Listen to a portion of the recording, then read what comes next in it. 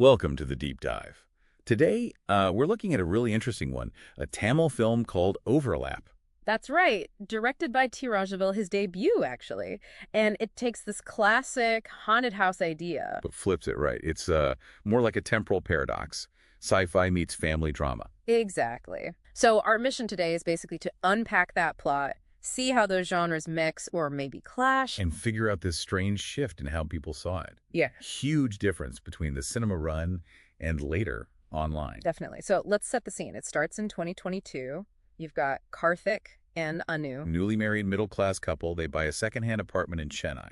Pretty standard stuff. Right. But then Anu starts noticing things, lights flickering, taps turning on by themselves, classic spooky signs. Okay, so far so horror movie. Kind of. But the really weird part, she finds these strange drawings, like a kid drew them, hidden behind furniture. Hidden drawings. Yeah, and they seem to change over time. That's the bit that really starts to unravel things. And Karthik, he's the practical one, an engineer, wasn't he? Yep.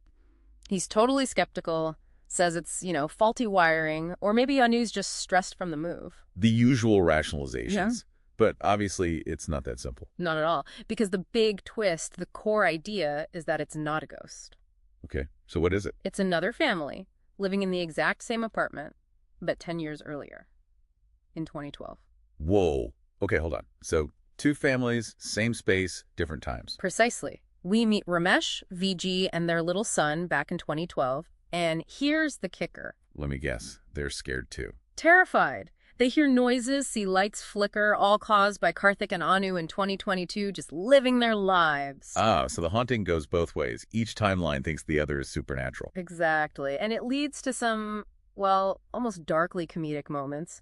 Ramesh is an electrician, you see. Oh no. Is he trying to fix the ghosts with electrical tape? Pretty much. He's trying to figure out these power surges, which are actually just, the 2022 family using their appliances.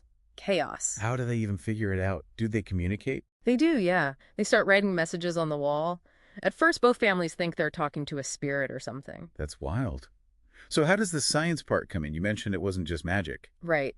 The film brings in a scientist character later on. Kind of an exposition device, maybe? To explain the unexplainable. Yeah, to give it a sort of sci-fi grounding. They talk about concepts like a tesseract or just temporal overlap. Simplified physics, basically. Okay, temporal overlap. So the flat itself is the connection. Like it exists in 2012 and 2022 simultaneously. That's the idea. The physical space is shared across time. It's a really high concept hook for what starts as a domestic story. Which probably explains some of the criticism, right? That tonal inconsistency people mentioned. Mixing hard sci-fi rules with horror tropes. Yeah, that was a common point in reviews. Does it juggle the horror, sci-fi, and family drama well, or does it feel a bit jarring? But maybe that mix is what makes it work, because I heard the performances were fantastic, especially the 2012 family. Oh, definitely.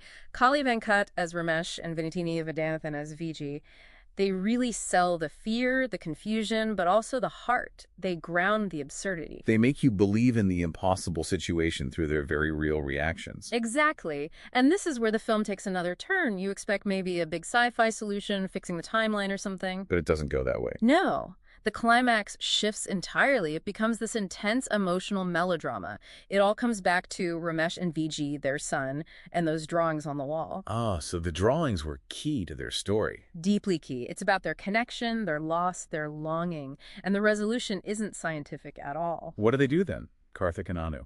They make a choice, an ethical one, really. They decide to just leave the flat. Leave? But why?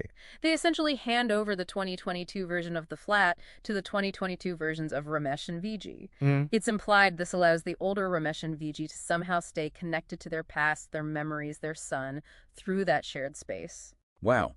So it prioritizes emotional resolution over fixing the sci-fi problem. That's unusual. Very. And it ties into that reception puzzle we mentioned. Right. Because it didn't do great business initially. Mixed reviews, average box office. Pretty much faded quickly in theaters, but then it hit ZEE5, the streaming platform. And everything changed. Completely. Online, people loved it. Netizens, viewers started championing it, calling the concept brilliant, innovative. Say it deserved way more success. Exactly. It found its audience. They connected with that blend of high-concept sci-fi done on a budget, but anchored by that strong emotional core.